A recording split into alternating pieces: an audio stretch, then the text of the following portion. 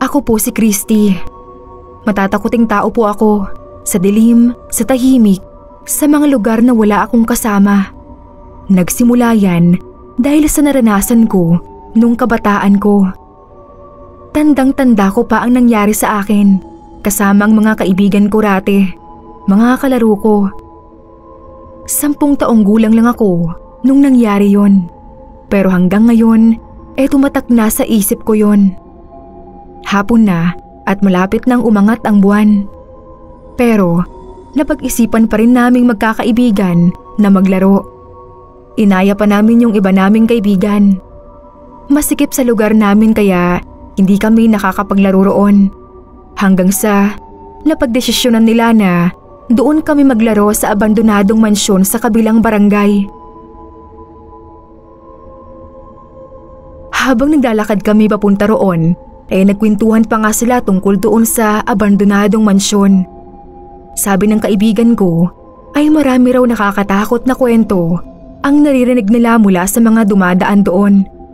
Kapag gabi ay may sumisitsit raw o di kaya ay may nakikita silang nakatayo roon at nakasilip sa bintana ng mansyon. Yung isa nga naming kaibigan ay nagyabang pa na kapag nakita niya raw ang sinasabing multo ng ibang tao ay yayayain niya raw makipaglaro sa amin. Samantalang ako natatakot na. Pagdating namin doon ay bumungad sa amin ang malakas na hangin. Medyo malaki yung mansyon. Mukhang nasa 5 hanggang 6 na kwarto ang meron. Lumang-luma ang itsura. May mga halaman na nakadikit sa pader nito. Hindi namin alam kung kanino o sinong nagmamay-ari noong mansyon. Pero usap-usapan na ang dating may-ari nun ay umalis dahil nga sa mga nakakatakot na nararanasan nila. Maski nung ibenta raw nila iyon sa ibang tao ay umaalis din dahil sa takot. Ang unang laro namin ay habulan. Mabagal akong tumakbo kaya lagi akong nahuhuli ng taya sa amin. Pumasok sa mansyon yung isa naming kalaro, si Jonas. Siya yung hinabol ko kasi mabagal din siya tumakbo. Nakita ko si Jonas na tumakbo paliko, kaya agad kong sinundan at hinabol. Pero pagliko ko, hindi ko na mahanap si Jonas. Wala na siyang ibang matatakbuhan sa pagliko na yon kaya nagtataka ako. Nang bigla kong marinig ang sigaw ni Jonas doon sa pinto palabas. Tinatawag niya ako at saan daw ba ako pupunta. Doon lang daw siya sa likod ng pinto nagtatago para hindi ko mahabol. Takang-taka naman ako kasi nakita ng 2 mata ko na tumakbo siya papasok ng mansyon at lumiko. Siguro ay namalikmata lang ako. Di ko na pinansin yon at di na sinabi sa kanila. Baka kasi matakot pa sila at mag-ayawan na. Sumunod na laro namin ay tagu-taguan. Dito ako sobrang natakot. Ako na naman yung taya doon. Bumilang ako hanggang sa makapagtago na sila. Nakabukas yung pinto ng mansyon kaya panigurado pumasok sila roon. Pero para makasigurado ako, sinabihan ko sila ng first clap. Tapos narinig ko nga na may mga pumalakpak at tunog galing doon sa loob ng mansyon, sa taas. Pagkaakyat ko sa second floor ng mansyon ay humingi naman ako ng second clap. Doon sa kwarto ko narinig yung pinanggalingan ng tunog. Pagkapasok ko ng kwarto ay may malaking cabinet doon. Paniguradong naroon ang isa sa mga kalaro namin. Dahan-dahan pa akong lumapit para gulatin yung nasa loob. Pero nang pagbukas ko ng cabinet, walang tao. Nagtaka naman ako kasi iyon lang ang maaaring taguan doon sa kwarto na yon. Wala namang kama na pwedeng taguan sa ilalim at wala ring CR. Habang takang-taka ako may narinig akong sumitsit sa pinto. Paglingon ko ay nandoon si Liza. Ang tagal ko raw makahanap at inip na siya. Kanina pa raw nila ako hinahanap sa labas. Wala naman daw nagtago doon sa mansyon. Doon ko na sinabi sa kanya na may narinig akong pumalakpak sa loob ng mansyon. Akala pa niya Tinatakot ko lang siya. Tapos agad siyang tumakbo pababa habang sumisigaw. Sumunod naman ako ng takbo dahil natakot din ako. Pagkalabas namin ng mansyon ay kinuwento niya agad iyon sa iba pa naming kalaro. Natakot din sila at nagsigawan kaya agad silang tumakbo paalis ng mansyon. Nakitakbo rin ako dahil ayoko maiwan mag-isa. Habang tumatakbo ay napahinto ako nang may marinig akong pumalakpak. Paglingon ko ay nakita ko ang isang anino sa bintana ng mansyon na nakatingin sa amin.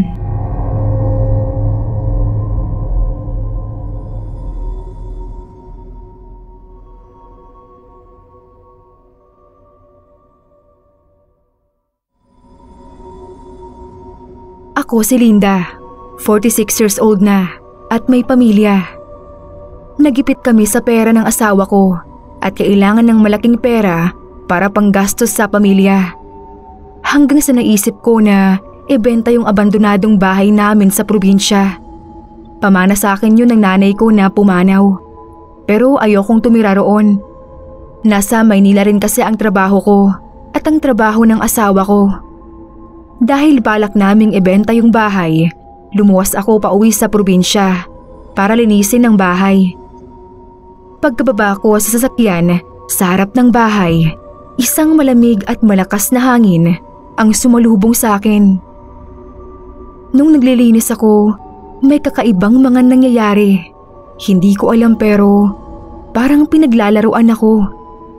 Yung mga panlinis na nilalapag ko lang sa gilid-gilid ay napupunta sa ibang parte ng bahay. Kahit na hindi pa naman ako pumupunta roon at di ko nilagay roon. Nagpahinga ako roon at tumambay sa tindahan ni Aling Lena, malapit sa bahay. Nakwento pa niya na halos lahat ng mga dumadaan daw na napapatingin doon sa bahay namin, bigla na lang tumatakbo. Baka raw may nakikita. Tinawanan ko lang si Aling Lena at hindi na sumagot. Maya-maya lang ay bumalik na ako para maglinis ulit sa bahay. Medyo nakakadama na ako ng takot dahil sa sobrang tahimik pagpasok sa loob ng bahay. Tapos maya-maya lang ay may naririnig akong kung ano-anong mga boses na bumubulong sa hangin. Hindi ko yun pinansin dahil baka sa pagod lang ako. Kinabukasan ay malapit ko nang matapos yung paglilinis sa bahay. Pintura na lang ang kulang para magmukhang bago ulit. Pagkatapos ko pinturahan ay umidlip muna ako para hintayin na matuyo ang pintura. Habang winawari kong tuyo na, ay may napansin ako na kakaiba sa pintura. May bakat ng palad ng kamay sa pintura sa dingding. Wala naman akong maalala na nadikit ko ang kamay ko roon. Medyo dinikit ko pa para makita at masukat kung kamay ko ba yon. Pero hindi. Mas malaki ng kaunti. Pinatungan ko na lang ulit yon ng isa pang pintura. Makalipas ang 3 araw ay natapos ko na ang lahat sa bahay. Nagmukha na ulit yun na bago at malinis. Pinikturan ko yung harap ng bahay para i-post sa FB. Sinend ko na rin sa GC ng pamilya ko para makita nila. Pero may kakaibang napansin ang anak ko. Nag-reply siya sa picture at tinanong kung may katulong daw ba ako maglinis dahil may nakita siyang malabong itsura ng babae sa may bintana ng bahay. Zoom ko naman yung picture para makita ko. At totoo nga na parang may nakatayong nakasilip doon. Medyo natakot ako pero hindi ko pwedeng i-post yun dahil baka matakot ang mga bibili. Kinuhanan ko na lang ulit ng bagong litrato yung bahay para may ma-post. Ang asawa ko naman ang umasikaso at lumuwas sa probinsya para makipag-usap sa mga interesadong bumili. Habang ako naman ang bumalik sa Maynila para asikasuhin ang mga anak namin. Salamat at may mga naging interesado naman. Pero agad din silang umaayaw nang mabisita nila ang bahay sa personal. Sabi sa akin ng asawa ko umaayaw daw ang mga bumibili dahil sa mga nakikita at naririnig nila. May mga sumisitsit, may nakikitang matanda, may mga naririnig na tumatawag sa pangalan nila, at may nangangalabit. Yan ang sabi ng mga pumunta roon. Ang mas ikinatindig ng balahibo ko nang ang lahat ng deskripsyon nila ay boses matanda at itsurang matanda ang nakita at narinig nila.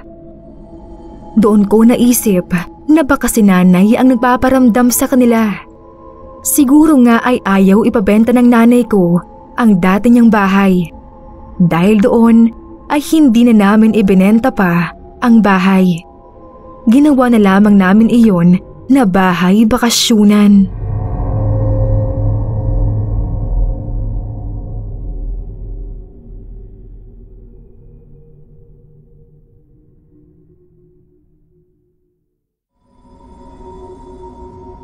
Ako po si Annalyn. Kababalik ko lang po noon sa probinsya, galing sa Maynila. Umuwi ako para bisitahin yung lola ko. Bakasyon naman namin kaya magstay ako roon for 2 weeks.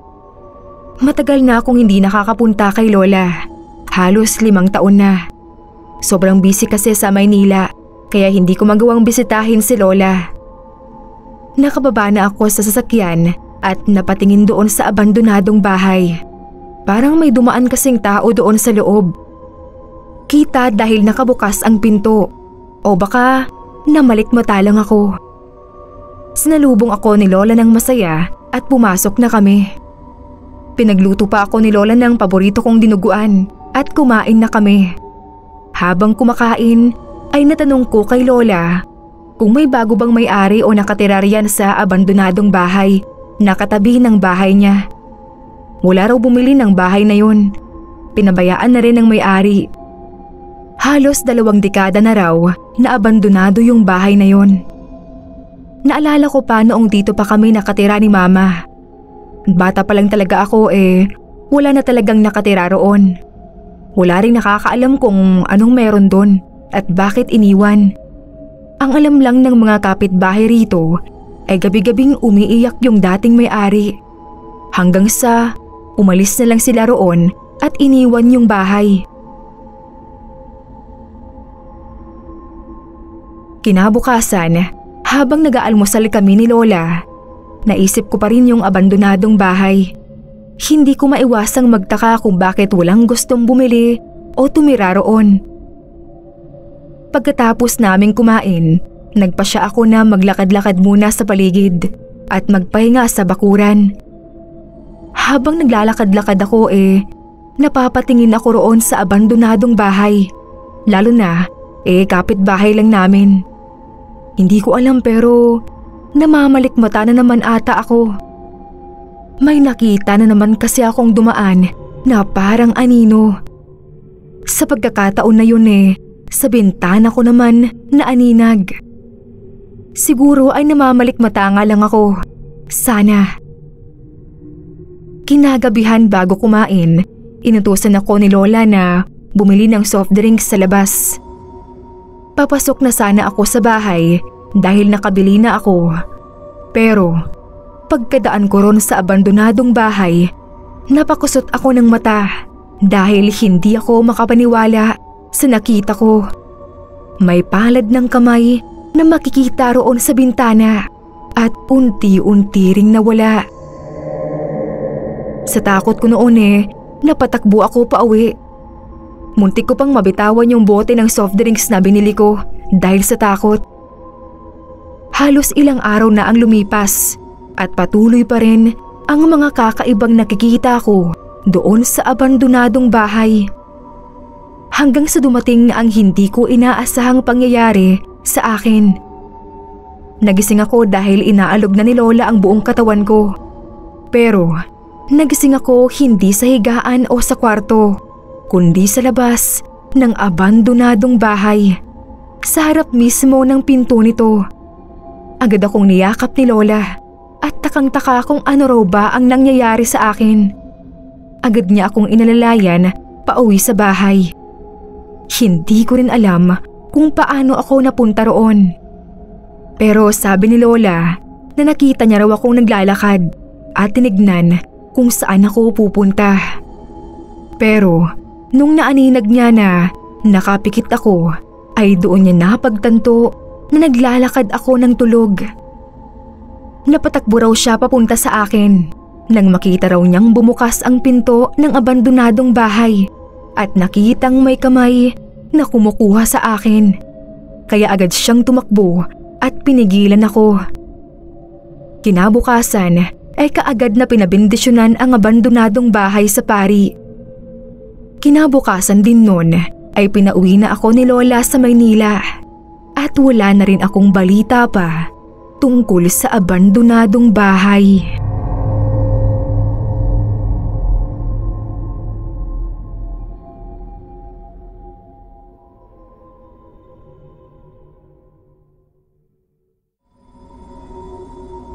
Ang pangalan ko ay Jocelyn at gusto ko lang ibahagi yung naranasan ko sa abandonadong bahay na binili ko.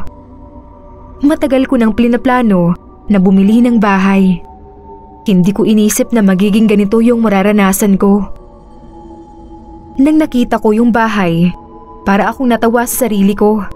Abandonado, yes, pero ang mura, kaya sinulit ko na. Siguro dahil na rin sa itsura nito, medyo madilim, may mga punit-punit na kurtina at parang may kalumaan. Pero feeling ko okay lang. May plano naman akong ayusin yon. Maglagay ng bagong pintura at mga gamit. Pagdating ko, hindi ko alam kung ano ang mararamdaman ko.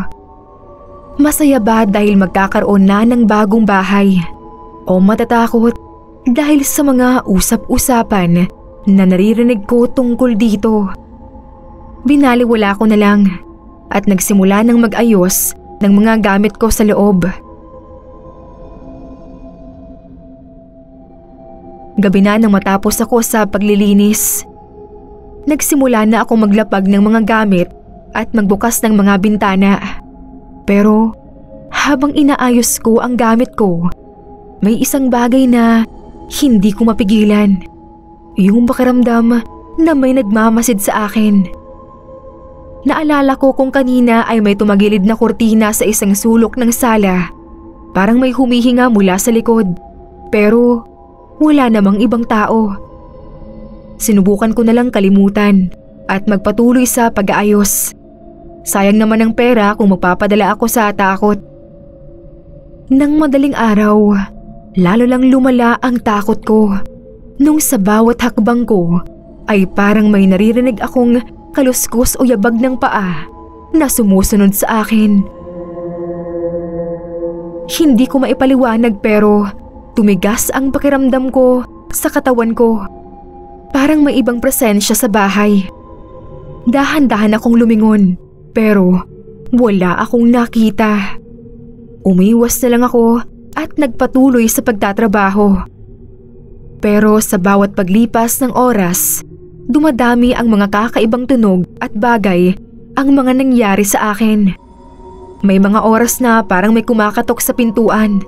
Tapos, nung tinanong ko kung sino yung kumakatok, biglang tatahimik na parang walang nangyari. Kahit nung binuksan ko yung pinto, ay wala rin akong nakitang tao sa labas sa harap ng bahay. Isang gabi, habang nagpapahinga ako sa kwarto ko, may narinig ako na malakas na tunog mula sa itaas. Mga yabag na mabibigat. Parang may lumalakad na nagdadabog, tapos biglang tatakbo. Hindi ko na kayang magpanggap na okay lang ako. Tumayo ako at tinangkang hanapin kung ano ang nangyayari. Kinuha ko yung flashlight ko at naglakas loob. Pero nung umakyat na ako sa hagdanan, biglang nag-blackout. Tanging ang ilaw sa flashlight ko na lang ang nagbibigay liwanag. Dahil sa dilim, grabing takot ang naramdaman ko. Tinutok ko yung flashlight sa kung saan-saang parte ng kwarto, pero wala namang tao o kahit hayop man lang na kayang gumawa ng tunog ng malalakas na yabag. Nang bumalik ang ilaw, nakita ko ang isang anino sa isang sulok. Hindi ko na kinaya ang takot ko at napasigaw. Tumakbo ako pababa at agad na binuksan ang pinto at tumakbo palabas ng bahay. Wala pang isang araw sa bahay grabe na ang naranasan ko. Hindi na ako nagdalawang isip pa at sinabi sa pinagbilihan ko na ika-cancel ko na ang pagbili. Hanggang ngayon, hindi ko pa rin maintindihan kung ano yung naranasan ko at bakit ko naranasan iyon. Wala na akong balak-balikan pa yung bahay.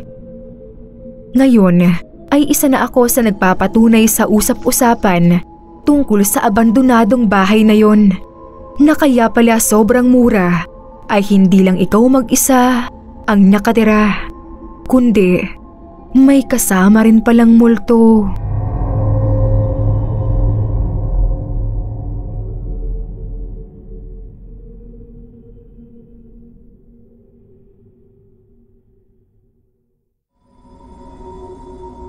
Nasa tabi kami ng kanto kasama ang mga kaibigan ko nang mapag-usapan namin yung abandoned na apartment. Maraming kwento tungkol doon sa abandonadong apartment. Mga kababalaghan, mga multo, pero hindi naman kami naniniwala. Tapos yung kaibigan ko na si Kelsey nag-aya na puntahan daw namin yung apartment at dadalhin niya raw yung lumang Ouija board na nakatambak sa bahay nila. Pumayag naman kaming lahat at nagkapustahan pa kung sino yung unang matatakot. Sabi nila, mas maganda raw kung gabi gagawin, kaya naghintay kami mag 10 PM at saka pumunta roon. Nagtipon kami sa loob ng apartment, sa isang madilim na kwarto na parang luma na talaga. Wala nang ilaw at yung mga bintana puro alikabok na. Kinuha namin yung board at naghanap ng pwesto. Nagsindi rin kami ng kandila. Nagkatinginan pa kaming magkakaibigan at tumawa bago nagsimula. Habang naglalagay kami ng mga kamay namin sa planchette, nararamdaman ko yung malamig na hangin na nagmumula sa mga sirang bintana. Tawa lang kami ng tawa. Akala namin katuwaan lang, pero parang may hindi tama. Parang may nanunood sa amin. Hindi ko alam kung bakit pero biglang ang bigat ng pakiramdam ko. Hindi ko sinabi sa kanila at baka asarin pa ako. Nagsimula kami magtanong. Mga tanong na puro tinatawanan lang namin. Kagaya ng may multo ba rito? Anong pangalan mo? At kung kailan namatay yung tinatanong namin. Gumagalaw yung planchette. Pero nagtatawanan lang sila. Pabiro pa nga nila akong sinabihan na ang seryoso raw ng mukha ko. Sabay tanong kung ako raw ba ang gumagalaw ng planchette. Ngumisi na lang ako at sinabing hindi ako yon. Lalo lang silang tumawa nang bumilis yung paggalaw ng planchette. Nagtuturoan pa sila kung sino ang tumutulak sa paggalaw na sobrang bilis na para bang may ibang kamay na gumagalaw sa ibabaw namin. Kahit si Kelsey na sobrang kulit, parang napansin na may nangyayaring kakaiba. Sabi ni Enzo na isa sa mga kaibigan namin, isa-isa raw namin tanggalin ang kamay namin para malaman kung sino ang gumagalaw ng planchette. Napaatras ako sa gulat nang wala ng kamay ang nakalapat sa planchette pero patuloy pa rin yun na gumagalaw. Maski sila ay natahimik. Nang biglang parang may anino na gumagalaw sa sulok ng mata ko. Ang init ng katawan ko. Pero yung paligid, biglang sobrang lamig. Tapos, biglang humagis yung planchette sa bintana at nabasag pa yon. Sa sobrang takot ko, napatayo ako. Bigla ring namatay yung sindi sa kandila. Yung isang kaibigan ko bigla na lang natulala at hindi makapagsalita. Nagsitakbuhan sila palabas ng abandonadong apartment. Naiwan si Mia na nakatulala pa rin. Agad ko siyang inalalayan palabas. Nang muli kong makita yung anino sa isang sulok na nakatingin sa amin, lalo kaming napatakbo ng mabilis habang si Mia ay sigaw ng sigaw dahil sa takot. Pagkatapos ng ilang minuto, finally, nakalabas din kami. Napagkasunduan din namin na magtirik ng kandila sa labas ng abandonadong apartment bilang pagbigay respeto at sorry sa kung anuman ang naabala namin. At sinunog na rin namin yung Ouija board na ginamit namin. Simula noon ay hindi na kami bumalik pa sa apartment.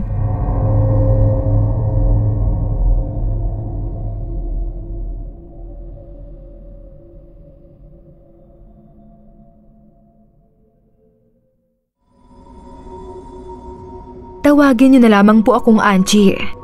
Noong araw ay may isang Chinese temple dito sa tabi namin. Pero ang tawag ko doon noong elementary ako ay simbahan ng Inchik. Naipatayo daw iyon sa tulong ng mga negosyanteng Inchik at ng mayor ng bayan namin. Mula nang maitayo iyon ay araw-araw nang may mga nagpupunta doon, Chinese man o hindi, para magdasal. Natatandaan ko pa yung mga ritual na ginagawa nila noon. Meron silang parang pera na sinusunog doon sa sulok ng bakuran na parang pugon. Tapos, may sinisindihan na incense stick daw ang tawag. Hindi ko gusto yung amoy. Meron din silang ginagawa doon na may kinakalog na 2 pirasong kahoy na parang buto ng kastanyas. Hindi ko alam kung anong tawag. Basta palagi kong nakikita yon na ginagawa nung kaklase ko sa tuwing sinusundo ko siya. May lahi kasi silang Chinese at yung family nila ang nangangalaga sa templo. Dumadaan muna siya doon para magdasal bago kami pumasok sa school. Tapos tuwing anibersaryo nun ay masaya at makulay ang selebrasyon nila. Maraming pagkain. Lagi nga kaming binibigyan pero hindi ko naman gusto ang lasa kasi matabang. Tapos niloloko ako lagi ng mga kapatid ko na kasi raw ay kinain na yun ng espiritu ng santo nila. Nandun din palagi si Mayor at yung mayayamang Inchik sa magandang lamesa. Pero ang pinakagusto ko roon, kahit natatakot ako at nakasiksik lang sa kilikili ng ate ko habang nanonood, yung performance nila sa stage. Naaaliw kasi ako sa tugtog at sayaw. Pero takot na takot ako doon sa props na dragon, lalo na doon sa mga babaeng mapuputi ang muka at makakapal ang makeup. Hindi ko alam kung bakit pero basta napaharap sa akin yung mukha nila ay nanginginig ako sa takot. Taon-taon ay nakasanayan na namin at ng mga kabarangay ang panonood ng mga palabas nila sa stage. Pero nung napalitan yung mayor namin, ay unti-unti nang tumamlay yung templo. Nabawasan ang garbo ng selebrasyon nila. Dumalang din yung mga nagdadasal doon, araw-araw, at napabayaan na yung templo dahil wala na raw sponsor. Hanggang sa wala nang nagpupunta. Lagi kong nakikita na malungkot yung lola ng kaklase ko. Siya kasi yung nangangasiwa roon. Nasa high school na kami nang tuluyan ng maging abandonado yung temple. Nang bawiin na yung lupang kinatitirikan noon. Pati yung kaklase ko at yung pamilya niya ay napaalis rin. Naiwan doon ang ilang malalaking santo na nagkasira-sira na. Yung dating makulay at maingay na templo nila ay nagmistulan ng haunted. Nang tubuan na rin yun ng mga halamang baging at mga puno. Mula din noon ay umugong na ang mga usapan na may mga nagpaparamdam daw doon. May mga nangangahas kasing pumasok sa loob ng bakuran para tumingin ng mga bagay na pwede pang pakinabangan. At may nakikita raw silang Chinese na nagdarasal sa loob kahit hating gabi. Noong una ay hindi kami naniniwala kasi kami ngang katabi lang ng temple ay wala namang nakikita o nararamdaman. Hanggang isang araw, pagkagaling sa school, ay nakatulog ako. Nagising ako bandang hapon nang may dumaan sa ilong ko na isang pamilyar na amoy. Parang yung amoy ng stick na sinisindihan ng mga Inchik. Bigla akong napabangon at sumilip. Doon nga nang gagaling. Matyaga akong naghintay kung may lalabas bang tao. Pero hanggang sa mangawit ako at dumilim na ay wala naman. Nang sumunod na araw, umaga yon, naglalabas si ate sa gilid ng bahay namin nang marinig niya iyong tunog nung 2 butong kahoy na kinakalog at hinahagis sa lapag. Dali-dali niya akong tinawag at nagpasama na silipin daw namin. Kinakabahan kami pareho, pero dala ng kuryosidad ay pumasok pa rin kami sa bakuran at sumilip sa pinto. At kitang-kita namin na mag-isang humahagis yung mga butong kahoy sa semento. Tapos may mga nakasinding incense stick kahit wala namang tao. Sa takot ay naguunahan kaming tumakbo ng ate ko pabalik. Nagsunod-sunod na yung mga ganong klaseng kababalaghan, kaya lalo nang pinagkatakutan yung templo. Kung minsan ay may naririnig kaming mahihinang tambol na parang sa tunog ng dragon dance. Doon lang naman sa templo may ganon dati, kaya kinikilabutan kami at nagtatakip ng tenga pag ganon. Isang gabi, nandoon ako sa gilid ng bahay namin. Palakad-lakad ako habang nagkakabisa ng ire-recite kong poem sa school. Mula sa loob na napatitig ako sa kadiliman ng templo habang iniisip ko yung mga linya ko nang may makita akong biglang dumaan na nakaputi. Wala pa rin sa isip ko yon at hindi ko pinansin. Pero nakita ko uli iyon sa gilid ng mata ko, kaya napalingon na ako. At ganoon na lang yung pag-angat ng balahibo ko mula batok pababa nang makakita ako ng isang taong nakasuot ng mahabang puting damit. Puting-puti rin yung mukha niya sa kapal ng makeup at nagliliwanag iyon sa dilim. Ganoon ang itsura ng mga nagpe-perform sa stage noon tuwing anibersaryo ng templo. Nangalog ang tuhod ko sa takot at natawag ko ng malakas ang mama ko. Dahil doon ay napilitan ng papa ko na pabakuran na ng mataas yung pagitan ng bahay namin at ng templo para raw hindi kung ano-ano ang nakikita namin doon.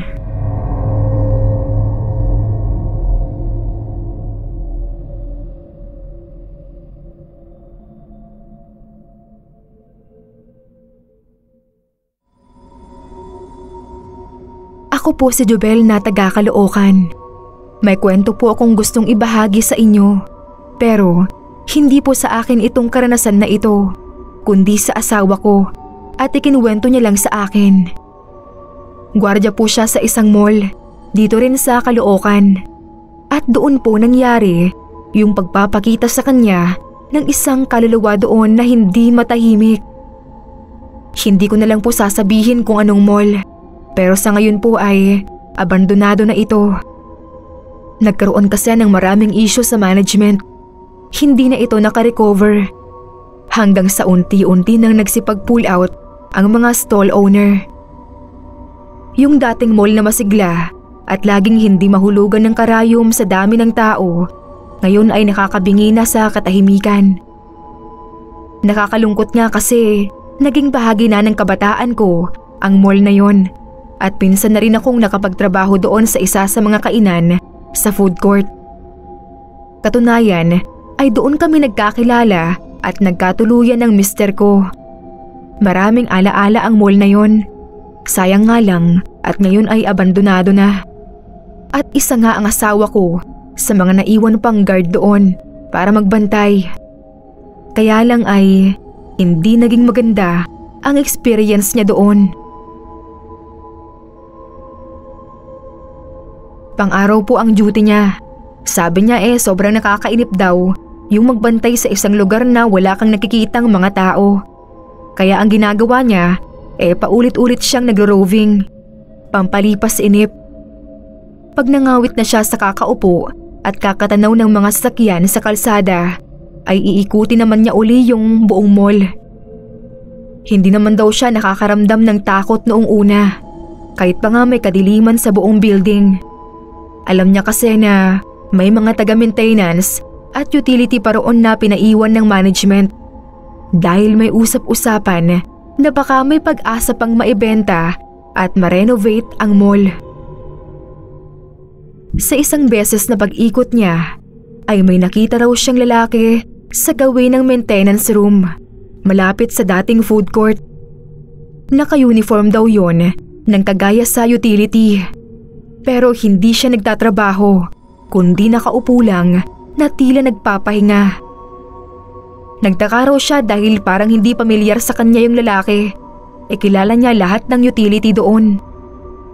Nung lalapitan niya sana para tanungin, bigla daw itong tumayo at pumasok sa utility room.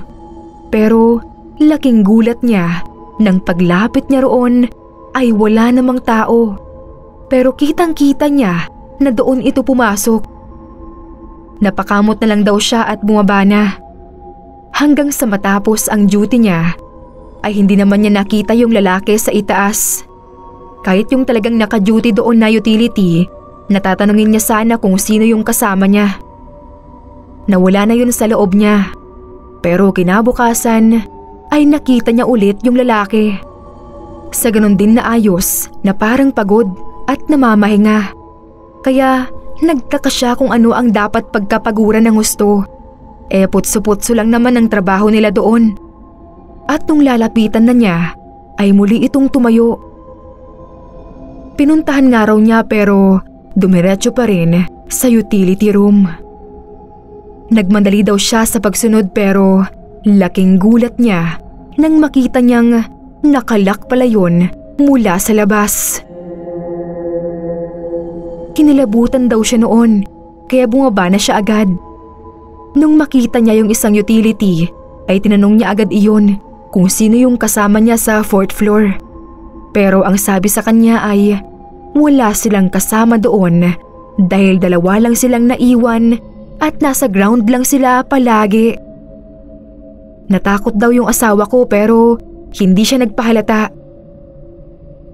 Nung sumunod na araw, kahit na kinakabahan ay sadya niya raw na inabangan yung lalaki. Pabalik-balik lang siya doon sa floor na yon. Hanggang sa paglingon niya nga ay nakita niyang nakaupo na doon yung lalaki. Pinuntahan daw niya agad yon at sinabihan niya na huwag aalis doon. Pero parang hindi daw siya pansin nung lalaki. Napandalas ang himas sa dibdib at parang kinakapos ng hininga. Tinanong daw niya kung sino siya at anong nangyayari. Bigla daw siyang hinawakan nun sa braso at humingi ng tulong sa kanya dahil hindi raw siya makahinga. Tapos ay napasubsob daw ito sa lamesa. Agad daw niradyohan ng asawa ko yung kasama niya. Pero pagbaling niya doon sa lalaki ay bigla na lang itong nawala sa kinauupuan. Hinanap niya pero hindi na niya nakita. Nung dumating yung kasama niya ay sinabi niya na rito yung nangyayari. Pero itinanggi daw nito na may ideya siya kung sino ang taong iyon. Pero nung ikwento niya sa akin iyon, lalo nung dinascribe niya yung lalaki, ay nagkaroon ako ng hinala. Nung nagtatrabaho pa kasi ako roon, may nangyaring sunog doon kung saan may isang utility employee na namatay sa suffocation. Kilala ko yun at nakipaglamay pa kami sa kanya. Pero itinago ng management ang pangyayaring iyon at binayaran ang pamilya para hindi lumabas ang balita. Hindi pa doon nakadestino ang asawa ko nung time na yon, kaya hindi niya alam ang pangyayaring iyon. Kinilabutan daw siya at hindi makapaniwala sa kwento ko. Pero nung aminin sa kanya ng kasama niyang guard na may ganoon ngang pangyayari at posibleng yung lalaking iyon nga yung nagmumulto, ay agad siyang nagpalipat ng pwesto. Kaya ngayon ay sa isang fast food chain na siya nakadestino.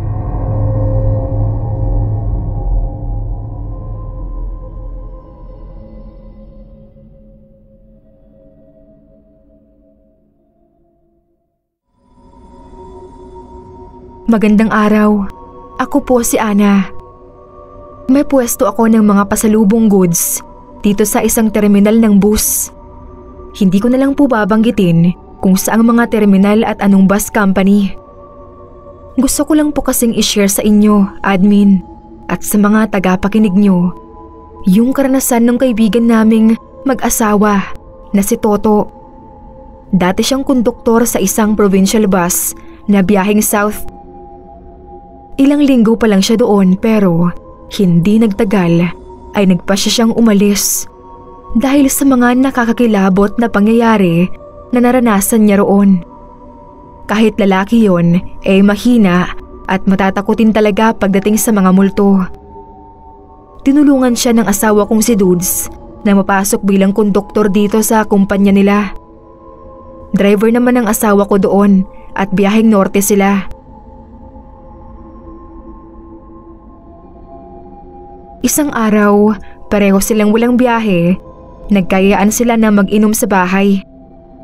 Doon na ikwento ni paring Toto yung mga naranasan niya doon. Malawak daw yung terminal nila doon sa probinsya na yon, hangganan ng biyahe nila. Kaya yung ibang bus na abandonado na ay doon din nakagarahe. Inabutan na nga niya ang iba sa mga iyon. Kadalasan, kapag nakarating na sila, ay doon sa bandang dulo sila lagi gumagarahe. Iyon ang paboritong spot ng driver niya. Pabor naman sa kanya dahil tahimik sa bahaging iyon, malayo sa ingay ng mga nag-uumpukang driver at gaya niyang konduktor. Gawin niya kasi na doon matulog sa dulong bahagi ng bus, doon sa may mahabang upuan. Yung driver naman niya ay sumasaglit ng uwi sa bahay ng number 2 niya, di kalayuan doon. Nung gabi na iyon, nagmamadali daw siyang makahiga para mailapat na niya yung katawan niya. Kulang 2 araw din kasi ang biyahe nila at minsan ay humahalili din siya magmaneho sa driver niya. Sa pagod ay nakatulog siya agad, pero bigla siyang naalimpungatan nang makadinig siya ng tila pagkakagulo. Parang may mga nagsisigawan at nagiiyakan na mga babae at bata. Bigla siyang napabangon at sumilip sa likuran ng bus nila dahil parang doon daw niya naririnig. Pero madilim at tahimik sa bahaging iyon. Wala namang tao at tanging yung abandonadong bus lang ang naroon. Wala rin siyang nakitang komosyon sa paligid. Nagtatawanan pa nga yung tindera sa kantin at yung iba pang driver. Pero rinig na rinig daw talaga niya yung nakakakilabot na iyakan na yon. Hindi naman daw iyon masyadong pinansin ng driver niya nang magkwento siya. Guni-guni niya lang daw iyon. Naulit pa yung pangyayaring iyon at napansin daw niya na sa tuwing naroon lang sila sa terminal na iyon at saka nangyayari iyon. Kaya hindi na siya natulog doon at nagtiyaga na lang sa mga upuan para sa naghihintay na pasahero. Bandang 2:00 nung gabing iyon, pagkarating nila ng terminal ay umalis na agad yung driver niya. At siya naman pagkatapos daw niyang kumain ay pumunta siya sa CR para umihi. Katabi lang iyon ng kinakaparadahan ng bus nila. Kaso ay may tao sa loob ng CR na panlalaki at mukhang dudumi pa yung nauna sa kanya. Ihing-ihi na raw siya kaya pumunta siya sa likuran at pumuwesto sa gilid ng abandonadong bus. Wala raw sa isip niya yon yung mga naririnig niyang iyakan sa bus na iyon. Ihing-ihi na daw talaga siya. Nakatingala pa siya at nakapikit habang pinapakawalan ang naipong mahabang ihi. Habang nakapikit daw siya naramdaman niya na parang may nagmamasid sa kanya.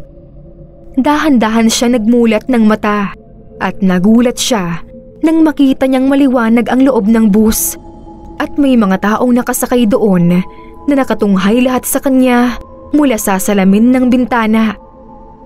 Nahiya siya at pilit na tinapos agad ang pag-ihi. Pero bigla daw siyang napaisip kung bakit may mga pasahero pa roon. Kaya napatingin siya sa katawan ng bus at baka mali siya nang naihian. Tapos ay nabigla raw siya nang makita niyang may umaagos na pulang likido na doon sa katawan ng bus kabilang nasa bahaging iniihian niya. Malansa raw iyon, kaya nasabi niya na dugo yung likidong iyon. Sinundan niya ng tingin kung saan galing iyon. At nang hilakbot siya, nang makita niyang doon pala nang gagaling yung dugo sa mga taong nakasilip sa kanya sa bintana. Bigla na lang silang naging duguan at sugatan. Yung iba ay nagiiyakan at humihingi ng tulong. At yung iba naman ay mga lungaynay at tila wala ng buhay. Sa takot ay nanginig yung buong katawan niya at hindi maganda tuto sa pagsasara ng zipper. Nagtatakbo siya papunta sa mga kasama niya at sinabi niya yung nakita niya, pero pilit lang siyang pinapakalma ng mga ito. Sinabihan daw siya na huwag nang intindihin ang nakita niya dahil hindi lang siya ang nakakakita noon, maging sila din nung una. Pero nasanay na sila hanggang sa hindi na nagpaparamdam sa kanila yung mga pasahero doon. Ilang beses na raw nasangkot sa aksidente ang bus na yon dahil kaskasero ang driver. At yung huli nga ang pinakamatindi dahil maraming namatay. Nakakulong naman na daw yung driver. Pero baka kaya patuloy silang nagpaparamdam sa mga bagong driver at konduktor ay para magsilbing babala na maging maingat at responsable sa pagmamaneho para wala ng buhay na madamay.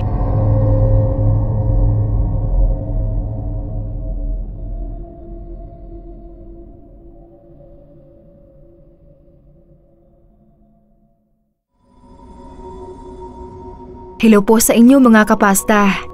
Eya po ang pangalan ko. Sana po ay mapansin nyo itong kwento na padala ko at ma-upload po dito sa channel nyo. Base po ito sa nakakakilabot at nakakalungkot na pangyayaring na-experience ko noong namamasukan pa akong kasambahay sa isang boarding house sa Sampaloc. Taong 2019 po iyon bago mag-pandemic. Nag-stay out ako dahil walang kasama ang anak ko sa bahay, kaya gabi-gabi ay umuuwi ako. Matyaga kong binabaybay ang madilim at mahabang kalsada na yon para lang makasakay. Nakakatakot maglakad doon kasi ay may nadadaanan doon na isang abandonadong bahay. 3 taon na raw ang nakakaraan mula nang masunog yung ilang kabahayan doon. Nakarecover na yung mga katabing establishment at hindi mo na mababakas na nasunugan sila. Pero yung sunog na bahay na yon ay naiwang nakatiwangwang. Wala akong ideya kung anong nangyari doon at bakit tuluyan ng inabandona. Hindi kasi ako taga roon. Sayang nga, malaki at mukhang maganda pa naman yung bahay noong hindi pa nasusunog. Pero hindi ko maiwasang hindi panayuan ng balahibo sa tuwing dadaan ako doon. Kahit noong una ay wala naman akong nakikita at nararamdaman doon.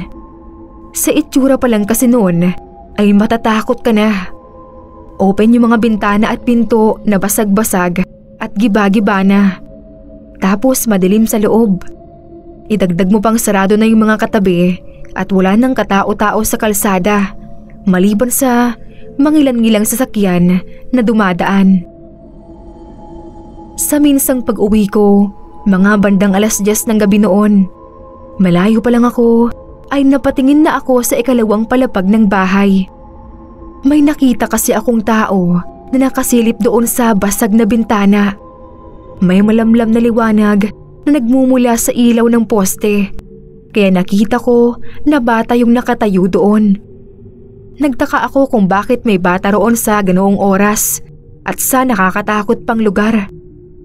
Naramdaman ko agad yung panlalaki ng ulo ko, pero nilabanan ko yung takot ko. Inisip ko na lang na normal na bata lang yung nasa bintana. Baka batang hamog o batang kalye. Matatapang at malalakas kasi ang loob ng mga yon. Pagtapat ko doon ay diretso lang ang tingin ko. Pero biglang nanayo ang balahibo ko nang makarinig ako ng sutsut.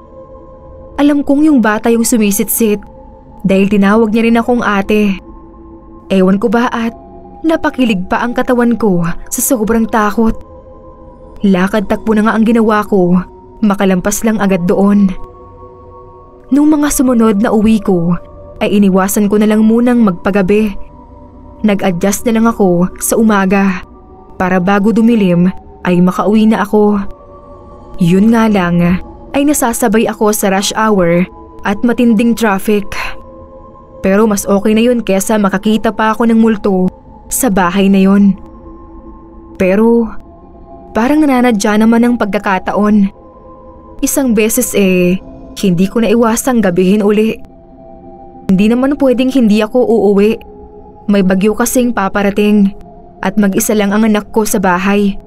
At sa hinaba-haba ng dinaanan ko, kung kailan malapit na ako doon sa abandonadong bahay, ay doon pa biglang bumuhos ang napakalakas na ulan. Sinabayan pa ng malalakas na kulog at kidlat. Sa takot ay bigla akong napatakbo doon sa bahay at sumilong. May sementadong sahig ba kasi iyon? Okay lang sanang mabasa ako ng ulan, pero sa kidlat ako natakot. Malapad kasi yung kalsada at may mga puno sa paligid. Mahirap na. Kaya nung nakasilong ako doon ay dalawa yung takot ko. Sa kidlat at sa multo na maaaring magpakita sa akin doon. Maya-maya nga lang ay naramdaman ko na hindi na ako nag-iisa doon. May bata na sa tabi ko at kinakalabit ako. Nanlalaki na yung ulo ko at nagsimula ng mangalog yung tuhod ko sa nerbiyos. Hindi ako tumitingin at mariin lang akong nakapikit at nagdadasal ng ama namin. Nang biglang magsalita yung bata kung mayroon daw ba akong pagkain. Gutom na raw kasi siya. Dahan-dahan akong nagdilat at tinignan ko yung batang sa tansya ko. Nasa 8 taon ng edad. Nakalahad ang isang kamay niya habang ang isa naman ay nakahawak sa tiyan. Parang hindi naman kako siya multo kasi naramdaman ko yung pagkalabit niya. Nawala yung takot ko at napalitan ng awa. Mabuti at may uwi akong pagkain kaya binigay ko sa kanya. Pero nabigla ako nang ituro niya yung matandang babae na nakahiga at tila nangihina. May kasama pala siya. Nilapitan ko yung matanda at binigyan din ng pagkain.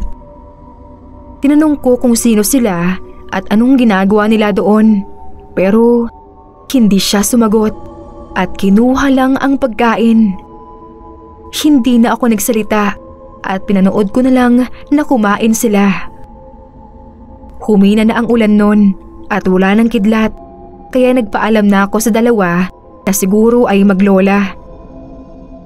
Ikinuwento ko yun sa kasama ko kinabukasan.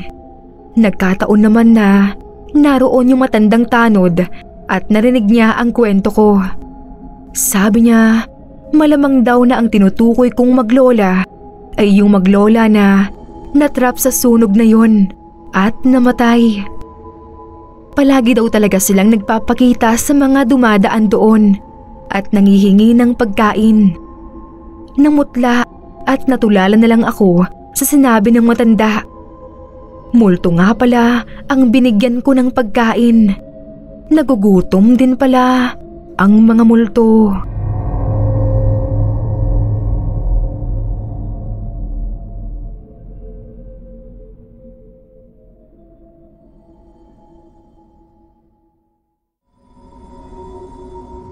Ako po si Nori. Una po ay pinapaabot ko ang pagbati sa butihing admin at narrator ng paborito kong horror channel na to.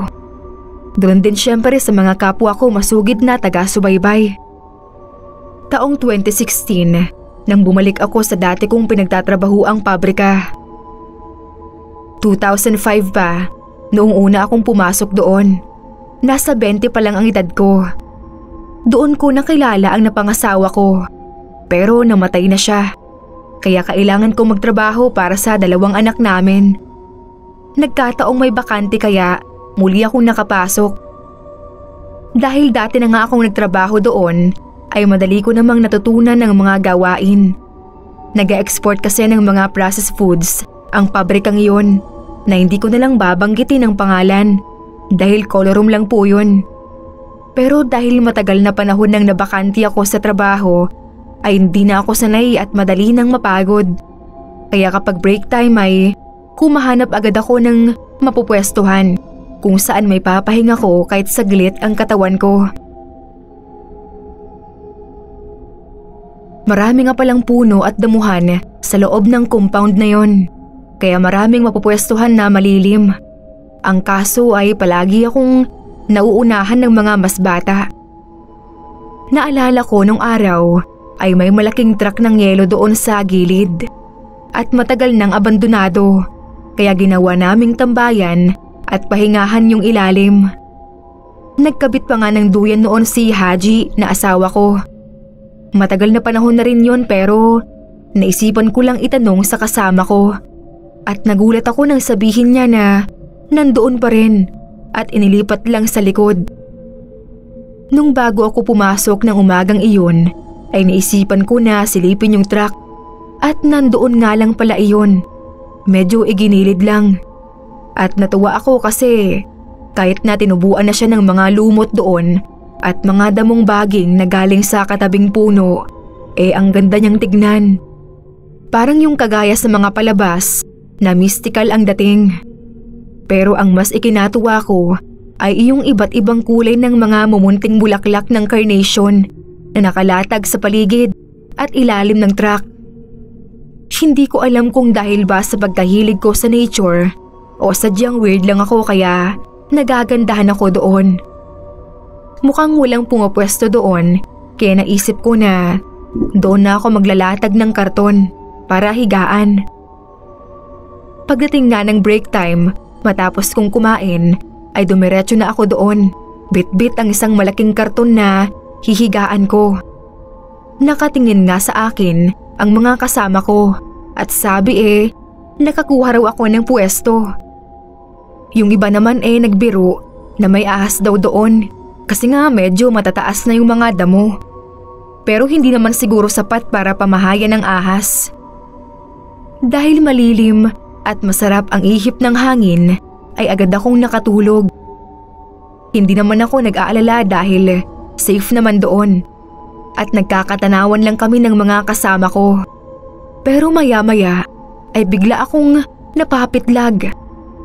Parang may kumurot kasi ng pino sa hita at braso ko. Biglang bangon ako para tignan kung sino pero wala namang tao. Nakahiga pa rin ang mga kasama ko sa hindi kalayuan.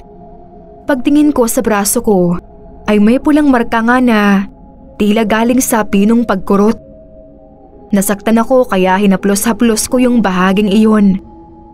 Nagbell na kaya tumayo na ako at niligpit ko na yung karton. Pero bago ako makatayo ay nakita ko na may mga dahon na parang naglalakad. Pero syempre kako, hangin lang yun.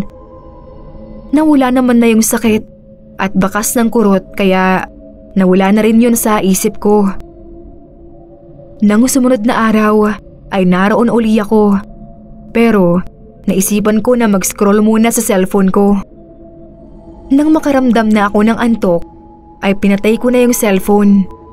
Pero nung nag-block na siya at natapat sa liwanag ay may nakita akong mga refleksyon doon ng mga tao. Pero parang maliliit lang. Bigla akong napatingala pero wala namang tao sa ulunan ko. Pagtingin ko sa screen ay naroon uli yung reflection. Tinitigan kong mabuti at nanlaki yung mata ko nang makita kong maliliit na tao nga iyon na nakakatakot ang anyo. Biglang bangon ako pero bigla akong napapitlag nang makaramdam ako ng sakit. Yung sakit na parang may kumurot. Pero nung mga oras na yon ay sabay-sabay at sa iba't ibang parte ng katawan ko. Pinagpagan ko yung braso at katawan ko dahil baka may hantik o kung anong insektong kumakagat sa akin. Pero nagtayuan ng balahibo ko dahil habang nagtatatarang ako, nakadinig ako ng maliliit at matitinis na tinig na nagtatawanan. Pero hindi ko nakikita kung nasaan sila. Natakot na ako at tumakbo. Nangilabot ako nang makita kong natadtad pala ng marka yung buong katawan ko at hindi siya galing sa mga insekto, kundi parang kurot talaga mula sa kuko. Hindi nawala iyon hanggang sa makauwi ako. Nang makita ng binan ko, ay pilit akong dinala sa pinsan niyang albularyo at ipinatawas ako. Ayon dito ay sinalbahe daw ako ng mga itim na duwende. Hindi raw siguro nagustuhan ng mga iyon ang pagpwesto ko doon sa ilalim ng abandonadong truck na inangkin nila at ginawang bahay. Inutusan niya akong mag-alay doon ng pagkain at dasal at sa kanya ako ginamot. Siyempre ay hindi na ako uli lumapit man lang doon dahil ayoko nang makurot.